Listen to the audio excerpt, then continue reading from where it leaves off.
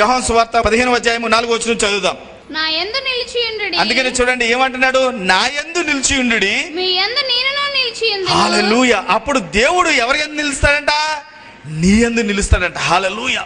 అంటే ఎప్పుడైతే ఈ ఆత్మను మనం పొందుకుంటామో, ఎప్పుడైతే ఈ ఆత్మ ద్వారా నువ్వు జీవనాన్ని సాగిస్తావో, అప్పుడు ఈ అభివృద్ధి అనేది నీకు వస్తుంది. హల్లెలూయా. ఈ అభివృద్ధిలో నీకు ఏ విధంగా ఉంటుంది? ఇప్పుడు ఈ అభివృద్ధి ఆయన నీకు తోడుగా ఉంటే ఎలా ఉంటుంది జీవితం? ఆయన నీలో జీవించి నిన్ను ఆయనే నడిపిస్తే నీ జీవితం ఎలా ఉంటుంది? హల్లెలూయా. ఇప్పుడు దాకా ఉన్న అప్పులు ఉంటాయా? ఇప్పుడు దాకా నువ్వు పడుతున్న ఇబ్బందులు ఉంటాయా? ఎంతమందికి నా జీవితం మారబోతుంది అనుకుంటున్నారు? ఎస్. నీ పక్కన చెప్పి, ఈ అభిషేకం నీ జీవితాన్ని మార్చేస్తుందని చెప్పండి.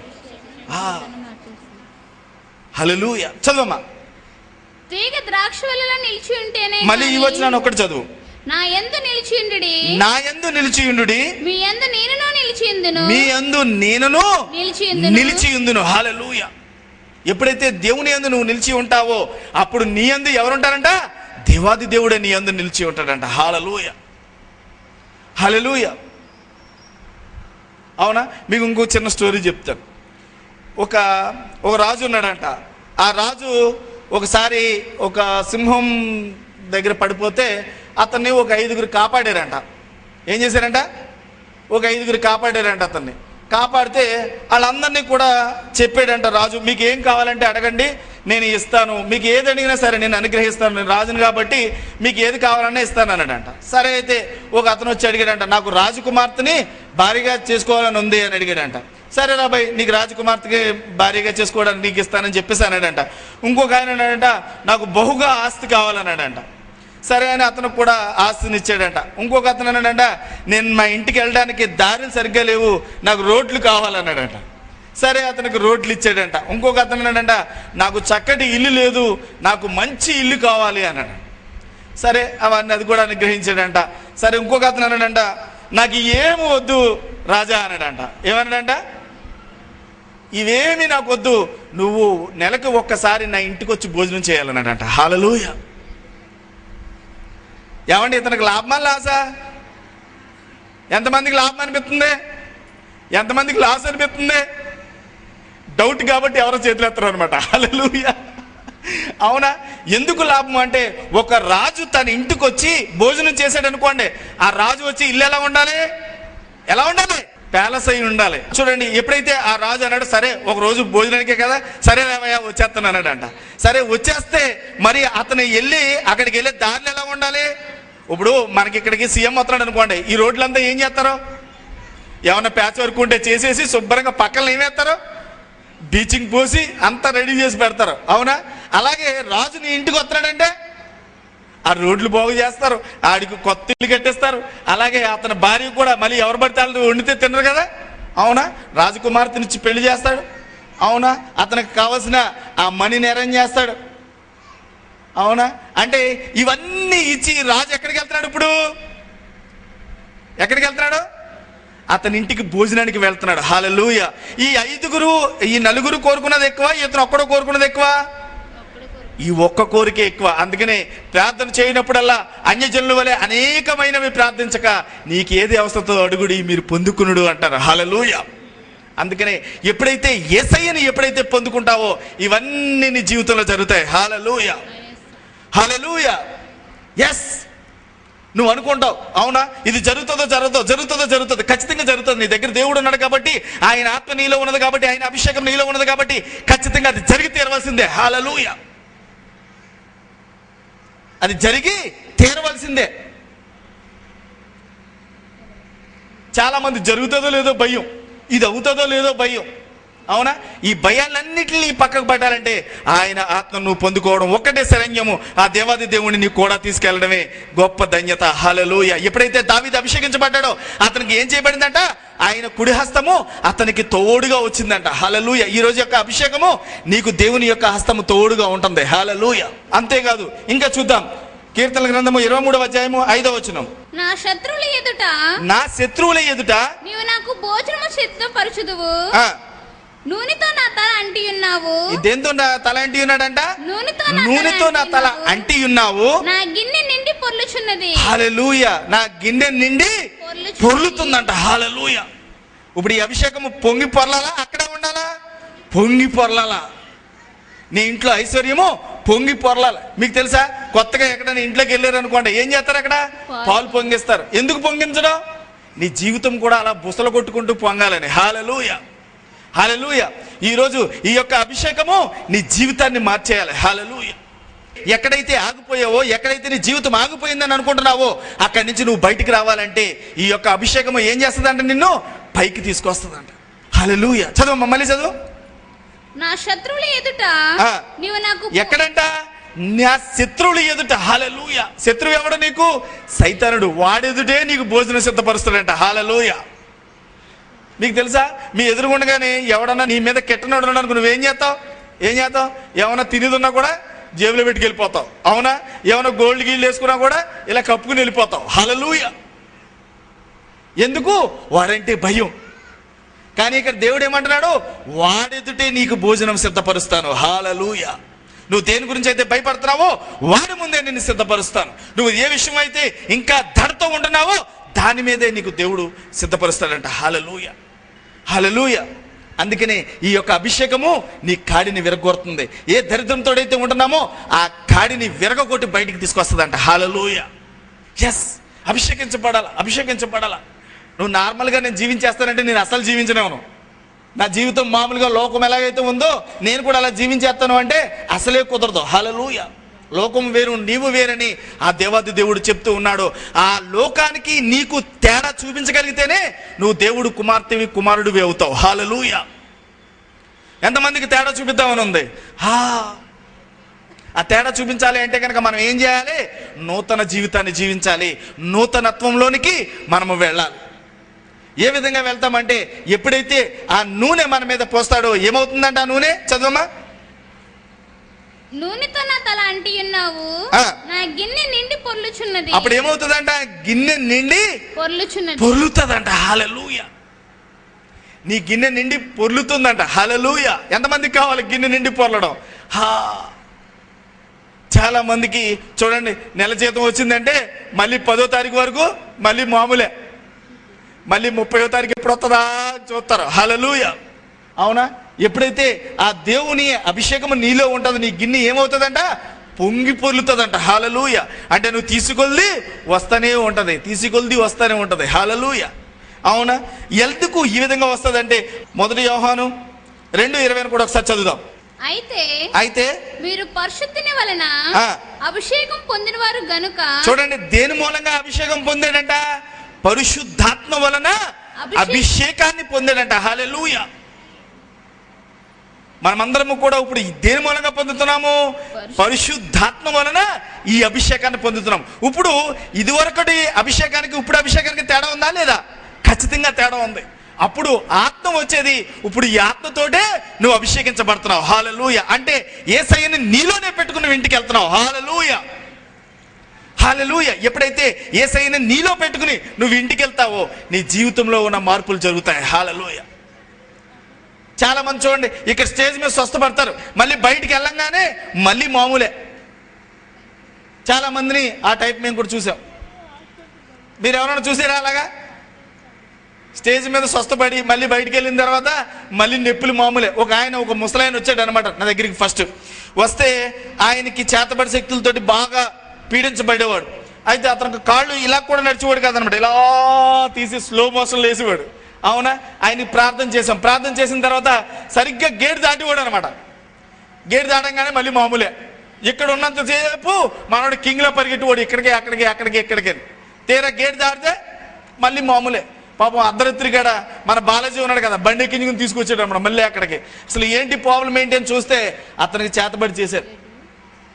ఈ చేతబడి ఏం చేస్తుంది, మనం ప్రార్థన చేసినప్పుడు అభిషేకించినప్పుడు ఆ దెయ్యం వాడి మీద పక్క తప్పుకుంటుంది. మనోడు క్యాండిడేట్ కింగ్లా ఉంటాడు, బయటికి వెళ్ళగానే మళ్ళీ వచ్చేస్తుంది. కానీ అదే అభిషేకం నీ ఒళ్ళంతా ఉంటే, నిరంతరము నీతో ఉంటే, హల్లెలూయా. ఈ చెడు కళ్ళు, చెడు తలంపులు చూడండి. రాణికైతే ఒక బాడీ అంట, తలకాయ లేని బాడీ వచ్చి సంకలు ఇచ్చుని పక్కన కూర్చుంటుందంట. తెలుసా మీకు? 3 వారాలు మానేసింది రావడం. 3 వారాలు రాకపోతే 1 వారం భయంకరమైన కల వచ్చిందంట. అవునా, ఆ కల వచ్చి పైగా ఆ కల కూడా ఎలాగా, తల నరికేసి ఆ మొండు వచ్చి పక్కన కూర్చుంటుందంట. ఎంత భయంకరంగా ఉంటుంది ఆ సిచ్యువేషన్, గుర్తుపెట్టుకోండి. హల్లెలూయా. పోనీ ఇక్కడికి వచ్చింది, ప్రార్థన చేయించి ఆ రోజు ఎనైటింగ్ కూడా తీసుకుంది. ఆమె తీసుకున్నది, ప్రార్థన చేయించుకుంది, ఇంటికి వెళ్ళింది. అయినా కూడా ఆ నైట్ కూడా పక్కన వచ్చి చక్కగానే నన్ను నిలబడదాం అనుకున్నావా, నీ పక్కనే ఉంటాను అందంట. మళ్ళీ సోమవారం పొద్దున్నే అనే సమస్య లేదు, అడ్డే పీడించేస్తుందని చెప్పేసి అంటే సరే ఇంటికి రా, నేను ప్రార్థన చేస్తానని చెప్పి ప్రార్థన చేసినప్పుడు ఆ రోజు నుంచి ఈ రోజు వరకు మళ్ళీ కనపడలేదంట. హల్లెలూయా, హల్లెలూయా. కనపడిందా? మళ్ళీ వచ్చిందా? అది అభిషేకం యొక్క పవర్. హల్లెలూయా. అప్పుడు నూనెసి ప్రార్థన చేశానా లేకపోతే మామూలుగా ప్రార్థన చేశానా? నూనెసి ప్రార్థన చేశాను.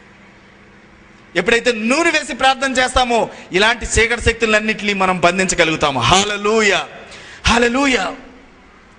ఎస్, చదువమ్మా. అయితే మీరు పరిశుద్ధిని వలన అభిషేకం పొందిన వారు గనుక సమస్తమును ఎరుగుదురు. అప్పుడు నీకు ఏమవుతాయి? నీ ఆత్మీయ నేత్రాలు తెరవబడతాయి. అప్పుడు నీకు ముందు జరగబోయేది తెలుస్తుంది. నువ్వు ఏది వింటున్నావో, ఏ విధంగా నీ జీవనం ఉండాలో కూడా ఆ దేవాది దేవుడు బయలుపరుస్తాడంట. హల్లెలూయా. అందుకని చూద్దాం, కీర్తన గ్రంథము 45వ అధ్యాయము 7వ వచనం కూడా చూద్దాం. నీవు నీతిని ప్రేమించి భక్తిహీనతను ద్వేషించి ఉన్నావు. కావున దేవుడు నీ దేవుడే చెల్లుకాండ్రి కంటే హెచ్చుకున్నట్లుగా నిన్ను ఆనంద తైలముతో అభిషేకించి ఉన్నాడు. హల్లెలూయా. చూడండి, ఇన్నాళ్ళ నుంచి చూసే ఆ పాడు సీరియల్ మానేసి నువ్వు ఒక డిసైడ్కి వచ్చేసావు. హల్లెలూయా. చూడండి, ఇన్నాళ్ళ నుంచి అరాకొర ప్రార్థనలు, ఇప్పుడు ఎంతమంది ప్రార్థనలో నిలబడుతున్నారు? హల్లెలూయా. ఎందుకు నిలబడగలుగుతున్నాము? లాస్ట్ వీక్ మీరు తీసుకున్న ఆత్మ అటువంటిది. ఇప్పుడు ఈ ఆత్మ దేవుడు ఇంకేమేమంటున్నాడు? నీకు ఆనంద తైలంతో అభిషేకిస్తానంటున్నాడు. హల్లెలూయా. ఎంతమందికి జీవితాల్లో ఆనందం కావాలి? పై నవ్వే ఆనందం కాదు, ఇది హృదయంలో నుంచి వచ్చే ఆనందం. చాలా మంది చూడండి, లోపలంతా పెట్టుకుంటారు బాధ, పైన మాత్రం ఈ అంటాడు. అవునా? ఎక్కడి నుంచి రావాలి? హృదయంలో నుంచి రావాలి. చాలా మంది చూడండి, అవసరానికి నవ్వుతారు, అవసరానికి ఆ విధంగా మాట్లాడేసి అప్పటికప్పుడు అని నవ్వుతారు. ఆ పని అయిపోయిన తర్వాత అడిగి పెట్టి పెడతానే ఉంటారు. హల్లెలూయా. లేదు, నీ ఆనందము హృదయంలో నుంచి రావాలి. ఎంతమందికి హృదయం నుంచి రావాలని ఉంది? ఎప్పుడు వస్తుంది? నీ జీవితంలో ఆనంద జీవితాలు వచ్చినప్పుడే. హల్లెలూయా. ఆనందకరమైన జీవితము నీ జీవితంలో జీవించినప్పుడు మాత్రమే ఈ హృదయానందం కలుగుతుంది. అటువంటి ఆనందాన్ని దేవుడు ఆనంద తైలంతో నీకు ఇస్తాడంట. హల్లెలూయా. అందుకని ఎప్పుడు చెప్తూ ఉంటాను, నీవు హృదయంలో ఉన్నది ఎప్పుడైతే అది బయటికి కక్కేయాలి, చెప్పేయాలి అంతే. నీకు నిజంగా కోపం వచ్చిందనుకో అప్పుడే అనేసే, తప్పలేదు. కానీ దాన్ని మనసులో పెట్టుకుని సాధిస్తూ ఉంటారు చూడండి, ఆ క్యాండిడేట్లు మాత్రం నమ్మకూడదు. హల్లెలూయా. అందుకనే నీ హృదయంలో ఎటువంటి మనస్తాపము ఉండకూడదు, నీ హృదయంలో ఎటువంటి కల్మషము ఉండడానికి వీలేదు. అందుకనే అప్పుడు నీలో ఉన్న ఆనందం బయటకు వస్తుంది. నువ్వు ఆనందంగా ఉంటే, ఆనందంగా నీ మొహం చూస్తే చెప్పొచ్చు నువ్వు ఆనందంగా ఉన్నావు. చూడండి, కాల్ సెంటర్లో పనిచేస్తారు. అవునా? ఈ కాల్ సెంటర్లో పనిచేసే వాళ్ళు ఎన్ని అవతరాలు, ఎన్ని బూతులు తింటామండి, ఎన్ని అన్నామండి. అలాగా అండి, అవునా అండి, అలాగా అండి, అవునా? వాళ్ళు చేసే జాబ్ అటువంటిది. అవునా? అది నీ నిజ జీవితంలో ఉండడానికి వీలవుతుందా? ఉండకూడదు. చాలామంది నిజ జీవితంలో కూడా అలా నటింతూ బతికేస్తూ ఉంటారు. హల్లెలూయా. అలా బతకడానికి వీలేదు. నీలో దేవుని స్పిరిట్ ఉంటే కనుక, దేవుని ఆత్మ నీలో ఉంటే కనుక అలా నిజ జీవితంలో నువ్వు అలా యాక్ట్ చేయడానికి వీల్లేదు. అందుకనే ఏమంటున్నాడు, మళ్ళీ చదవమ్మా. నీవు నీతిని ప్రేమించి భక్తిహీనతను ద్వేషించి. ఏంటంట? భక్తిహీనతను ద్వేషించంట. చూడండి, ఏదైనా అవసరం అయితే గబగబా దేవుడి దగ్గరికి పరిగెడతారు. ఏమో అవసరం లేకపోతే, అవసరం తీరిపోతే ఎవరు బాయ్ నువ్వు తుమ్కోనే పాస్టర్ విజయభాస్కర్ క్యా మాలుమే. అవునా? ఇటువంటి క్యాండిడేట్లు మస్తు వచ్చి నాకు అక్కడ. అవునా? అవన్నీ ఎందుకు? ఇక్కడికి ప్రొద్దున ఒక స్త్రీ వచ్చింది, ఆవిడికి సంతానం కలిగి 7 సంవత్సరాలు అయిందంట. 7 సంవత్సరాలు అయింది, అప్పటి నుంచి పిల్లలు పుట్టట్లేదు. ఎవరు మన వాల్ పోస్ట్లోనో లేకపోతే మన పాంప్లెంటో చూసింది. 2 వారాలు వచ్చి ప్రేయర్ చేయించుకున్నది. ప్రేయర్ చేయించుకున్న తర్వాత ఆమెకి కన్ఫర్మ్ అయింది. 1.5 మంత్ అయింది. 1.5 మంత్ అయిన తర్వాత మళ్ళీ క్యాండిడేట్ మొత్తం జీసస్ క్రైస్ట్ ఎక్కడండి అన్నదంట. మళ్ళీ పొద్దున్న వచ్చింది అభాషణ. అవునా? నేను చెప్పాను, తల్లే కనీసం 7-8 నెలలు వచ్చే వరకు ఉన్న పట్టుకో అమ్మా, తర్వాత వదిలిపెట్టాయి. కనీసం తర్వాతనే దేవుడు నిన్ను మారుతాడు అంటే అప్పుడు అంటుంది, అయ్యగారు వచ్చి వారం నుంచి ఖచ్చితంగా వస్తానని చెప్తుంది ఆమె. హల్లెలూయా. లేదు, అలా దేవుడిని మర్చిపోవడానికి కూడా వీల్లేదు. చాలా మందిలో ఈ ప్రాబ్లం ఉంటుంది. చాలా మందిలో అవసరానికి దేవుడు కావాలా, అవసరం తీరిపోతే నమస్తే. అందుకని ఈ భక్తిహీనతను ఏం చేయాలంట? నువ్వు పక్కన పెట్టాలంట. దుర్నీతి, స్వనీతి. అవునా? చదవమ్మా. కావున దేవుడు నీ దేవుడే చెలికాండ్రుల కంటే హెచ్చించుగా నిన్ను ఆనంద తైలముతో అభిషేకించి ఉన్నాడు. హల్లెలూయా. ఎంతమందికి కావాలి ఆనంద తైలం? చెప్పండి అందరూ కూడా. నన్ను హృదయపూర్వకంగా ఆనందించే ఆనందాన్ని నాకు అనుగ్రహించండి. పై నవ్వులు నాకు వద్దు, హృదయము నాకు కావాలి. ఆమేన్, ఆమేన్. ఎస్, పై మెరుపులో పై నవ్వులో కాదండి, మనకు కావాల్సింది హృదయపూర్వకం. చూడండి, హృదయపూర్వకంగా మంచినీళ్ళు ఇచ్చినా చాలు. చాలా మంది అన్ని ఎదురుగుండగా పెడతారు, వెనక్కొచ్చి సంవత్సరుడు వచ్చేళ్ళా. అవునా? ఈ క్యాండిడేట్లు ఉంటాయి. ఈ క్యాండిడేట్లని తట్టుకోవాలంటే మన హృదయం పదిలంగా ఉండాలి. ఎప్పుడు పదిలంగా ఉంటుందంటే దేవుళ్ళో నువ్వు 100% ఎప్పుడైతే ఆయన యొక్క నీతిగా మారిపోయి, ఎప్పుడైతే ఆయనలో ఆ ఆత్మలో నువ్వు ఈత కొట్టే స్థితికి వస్తావో అప్పుడే నీ హృదయంలో ఆనందం ఉంటుంది. హల్లెలూయా. దేవుడు అలా వదిలిపెట్టేసేవాడు కాదు. నిన్ను ఎక్కడి వరకు తీసుకెళ్తాడంట? ఆనంద తైలం వరకు. అంటే నీ జీవితాంతం కూడా ఆ దేవాది దేవుళ్ళలో స్తుతించి గణపరిచే భాగ్యాన్ని నీకు అనుగ్రహిస్తాడంట. హల్లెలూయా. అందుకనే ఆయనతో నిరంతరము అనుభవం కావాలి, ఆయనలో నిరంతరము జీవించే జీవితం కావాలి. హల్లెలూయా. చివరిగా హెబ్రీయులకు రాసిన పత్రిక 1వ అధ్యాయము 9వ వచనాన్ని కూడా చూద్దాం. నువ్వు నీతిని ప్రేమించితివి. ఏం ప్రేమించాడంట? మళ్ళీ ఇక్కడ నీతిని ప్రేమించితివి. హల్లెలూయా. ఎంతమంది ఉన్నారు ఇక్కడ నీతిని ప్రేమించేవాళ్ళు? చాలా మంది చూడండి, ఒక అబద్ధం ఆడతారు. ఒక అబద్ధం కోసం 100 అబద్ధాలు ఆడవలసి వస్తుంది. అవునా కాదా? ఒక అబద్ధం, సింపుల్గా అబద్ధం ఆడతారు. దాని తర్వాత ఎన్ని అబద్ధాలు ఆడవలసి వస్తుంది? 100 అబద్ధాలు ఆడవలసి వస్తుంది. అందుకనే ఏమంటున్నాడు ఇక్కడ? నీవు నీతిని ఏం చేసావంట? ప్రేమించితివి గనక. నీ పక్కన చెప్పు, నువ్వు నీతిని ప్రేమిస్తున్నావు అని. నీతిని ప్రేమిస్తున్నావు అని చెప్పండి. ఈ నీతిని ప్రేమిస్తేనే నీకు ఈ హృదయంలో ఆనందం ఉంటుంది. అవునా? పై మెరుపులు, పై నవ్వులు కావాలా? ఇప్పుడు సమస్య లేదు. నీతిని ప్రేమించితివి గనక. నీవు నీతిని ప్రేమించితివి, దుర్నీతిని ద్వేషించితివి. అందుచేత హల్లెలూయా. చూడండి, ఎప్పుడు కూడా అందుకనే యేసుప్రభు వారు అంటాడు, కత్తి చేత పట్టినోడు కత్తి చేతే వధించబడును అంటారు. హల్లెలూయా. ఎందుకు ఆ మాట అన్నారంటే, మనము ద్వేషపు బుద్ధితో కానీ ఆ ద్వేషంతో కానీ జీవిస్తే ఆ ద్వేషమే నిన్ను బయటికి గెంటేస్తుంది. హల్లెలూయా. అందుకనే ద్వేషము ఉండకూడదు. నేను అందుకే మీకు ఎప్పుడు చెప్తూ ఉంటాను, నీ కోపం వస్తే కనుక 2 అనేసేయి, 2 తిట్టేసేయి, ప్రాబ్లం లేదు. కానీ దాన్ని హృదయంలో మాత్రం ఉంచుకోకూడదు. హల్లెలూయా. చాలా మంది ఆ హృదయంలో దాచేసుకుని టైం దొరుకుతుంది కదా అప్పుడు వేసేద్దామని చూస్తారు. అవునా? ఆ టైం కాస్త తిరిగి వాడికే వస్తుంది. హల్లెలూయా. టైం కోసం వెయిట్ చేసేవాడికి ఏమవుతుంది? ఆ టైం మళ్ళీ ఆడికే వస్తుంది. హల్లెలూయా. అందుకనే ఆ టైం కోసం కాదు, కానీ నీకు ఎప్పుడైనా ఏదైనా సరే ఆ దుర్నీతిని వదిలి, ఆ స్వనీతిని వదిలిపెట్టి దేవుని నీతిలోనికి వచ్చేయాలి. హల్లెలూయా. చదవమ్మా. అందుచేత దేవుడు నీ దేవుడు, దేవుడు నీ దేవుడు నీ తోటి వారి కంటే నిన్ను హెచ్చించినట్లుగా. హల్లెలూయా. చూడండి, అప్పుడు నీ తోటి వారి కంటే నువ్వు ఎలా ఉంటావంట? హెచ్చించబడతావంట. ఎంతమందికి కావాలి? నీ తోటి వారి కంటే హెచ్చుగా ఉండాలనే తత్వం. హల్లెలూయా. చాలా మంది అని ఎలా తొక్కాలా అని చూస్తారు. ఎవడన్నా పైకి వెళ్తాడు అనుకో అని ఏ విధంగా తొక్కాలి బ్రదర్? అవునా? ఎంతమందికి అలా ఉండకూడదు అనుకుంటున్నారు? నువ్వు ఎదుటి వ్యక్తికి సపోర్ట్ ఇస్తే ఆ సపోర్ట్ ఇంకొకటి ద్వారా నీకు ఇంకా దేవుడు హెచ్చిస్తాడు. అందుకని ఆకలితో ఉన్నవానికి నువ్వు అన్నం పెట్టినప్పుడు నాకు అన్నం పెట్టావంటాడు దేవుడు. హల్లెలూయా. ఎదుటి వారికి సహాయం చేసినప్పుడు, నువ్వు ఎదుటి వారి గురించి ప్రార్థన చేసినప్పుడు నీ ప్రార్థన దేవుడు ఆలకిస్తాడు. హల్లెలూయా. చదువు కంప్లీట్ చేసి. నిన్ను హెచ్చించినట్లుగా ఆనంద తైలంతో అభిషేకించి. ఎలాగంటావు ఇప్పుడు? హెచ్చించులాగునా, హెచ్చింపు తగ్గించులాగునా?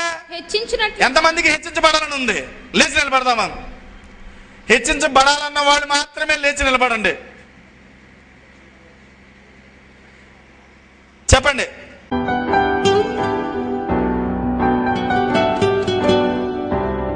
Yes, hallelujah, hallelujah, hallelujah. Receive the power of Holy Spirit. ఇదిగో ఈ ప్రాంగణంలో ప్రతి ఒక్కరిని నేను అభిషేకిస్తున్నాను ప్రభువా. ఇదిగో ఈ అభిషేకము తండ్రి వారికి ఉన్న దరిద్రం యొక్క కారణం విరగొట్టమన్నాడు. హల్లెలూయా, హల్లెలూయా. yes, ఇప్పుడే నీ యొక్క అభిషేకాన్ని తండ్రి విడుదల చేస్తున్నాను నాయన.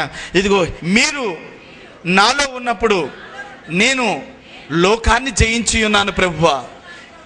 ఈ ధన్యత నాకు అనుగ్రహించండి. ఇదిగో సామ్యూయేలు దావీదును అభిషేకించాడయ్యా. అభిషేకించిన తర్వాత అతనిని గొప్ప రాజుగా మార్చిన దేవుడివి. ఈరోజు ఈ యొక్క అభిషేకము నన్ను గొప్ప ఉన్నత స్థితికి తీసుకువెళ్తుంది.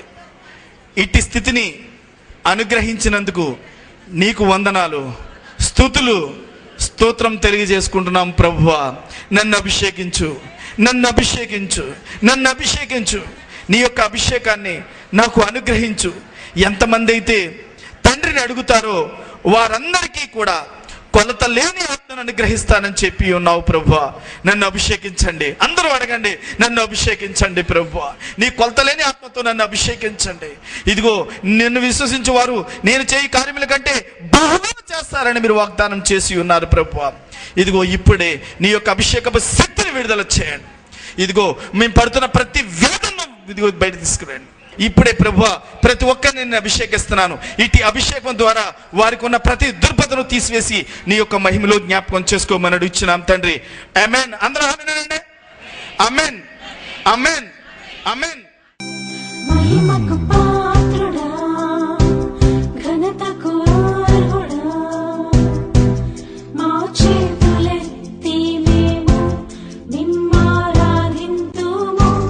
మహిమకు పాత్రుడా, ఘనతకు అర్హుడా, మా చేతులెత్తి మేము నిమ్మారాధింతుము. మహోన్నతుడా, అద్భుతాలు చేయువాడా, నీ వంటి వారు ఎవరు? నీ వంటి వారు లేరు. మహోన్నతుడా, అద్భుతాలు చేయువాడా, నీ వంటి వారు ఎవరు? నీ వంటి వారు లేరు.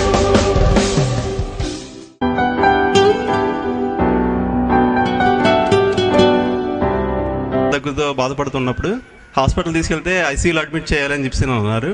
అప్పుడు ఆ టైంలో బ్రదర్ చేత ఫోన్ చేసి ప్రేయర్ చేయించి ఆ తర్వాత నెక్స్ట్ డే మళ్ళీ మేము హాస్పిటల్కి వెళ్ళాము. హాస్పిటల్కి వెళ్తే డాక్టర్ గారు ఏమన్నారంటే ఇంకా ఐసీయూలో అడ్మిట్ చేయడం అవసరం లేదండి, ఇంజక్షన్స్ అవి చేస్తే క్యూర్ అయిపోద్ది అని చెప్తున్నారు. నా బిడ్డ చనిపోతుందని చెప్పారండి కడుపులో ఉన్నప్పుడు. కానీ దేవుడు నన్ను కాపాడి నా బిడ్డలను కాపాడాడండి. 2 బిడ్డలకు కూడా ప్రమాదం జరిగిందండి. బిడ్డలు 2 చచ్చిపోతారని చెప్పారండి డాక్టర్లు. కానీ నా బిడ్డలిద్దరిని, పెద్ద బిడ్డని కొడుకునైతే ఏసీలో పెట్టి చాలా స్వస్థపరిచాడండి. నాకు సిజరింగ్ జరిగిందండి. 2 సిజరింగ్ జరిగినప్పుడు నేను ఆపరేషన్ థియేటర్కి వెళ్ళినప్పుడు యేసయ్యా నా బిడ్డలిద్దరిని కాపాడు తండ్రి ప్రభ, నా ప్రాణాలు పోయినా బాధ లేదు అనుకున్నానండి. కానీ నా బిడ్డలిద్దరిని ఈరోజు స్వస్థపరిచారు. కానీ పాపకు మటుకి 7 నెలలు వచ్చిన కానించి ఒకటే నొప్పులండి, తట్టుకోలేకపోయేదాన్ని. కానీ అందరూ నన్ను చాలామంది, ఇంకా డాక్టర్ అయితే నువ్వు బతుకుతావు లేకపోతే బిడ్డను బతికిస్తా అని చెప్పిందండి. నాకు బ్లడ్ లేదు, ఏం లేదు, నువ్వు ఇంకా బ్రతకవు అనే స్టేజ్లో నేను ఉన్నానండి.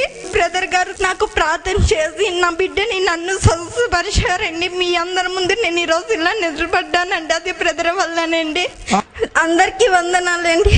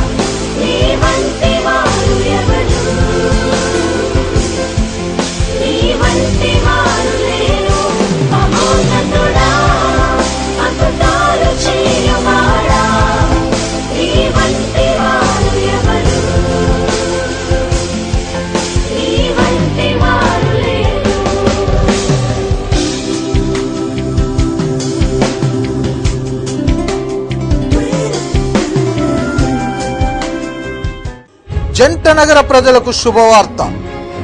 జీసస్ క్రైస్ట్ డెలివరెన్స్ మినిస్ట్రీస్ యేసుక్రీస్తు విడుదల ప్రార్థనా సహవాసం కుటుంబ సమస్యల నుండి విడుదల కొరకు, ఆర్థిక ఇబ్బందుల నుండి విడుదల కొరకు, చేతబడి శక్తుల నుండి విడుదల కొరకు, సంతానం లేమి నుండి సంతానం కొరకు రండి, స్వస్థత పొందండి. మా ఆరాధన సమయం ప్రతి ఆదివారం ఉదయం 10 గంటల నుండి మధ్యాహ్నం 1 గంట వరకు. స్థలం కేఎంజీ function hall, Chintal bus stop వెనుక, కుత్బుల్లాపూర్, హైదరాబాద్. వివరాలకై 93028887 మరి ఒక number 9030202246. Jesus Christ deliverance ministries యేసుక్రీస్తు విడుదల ప్రార్థన సహవాసం. మా ఆరాధన సమయంలో ఉదయం 10 గంటల నుండి మధ్యాహ్నం 1 గంట వరకు. స్థలం కేఎంజీ function hall, Chintal bus stop వెనుక, కుత్బుల్లాపూర్, హైదరాబాద్. ప్రార్థన అవసరతల కొరకు 9000288877 మరి ఒక నంబర్ 9030202246. రండి, దేవుని ద్వారా స్వస్థత విడుదల పొందండి. అందరూ ఆహ్వానితులే. God bless you.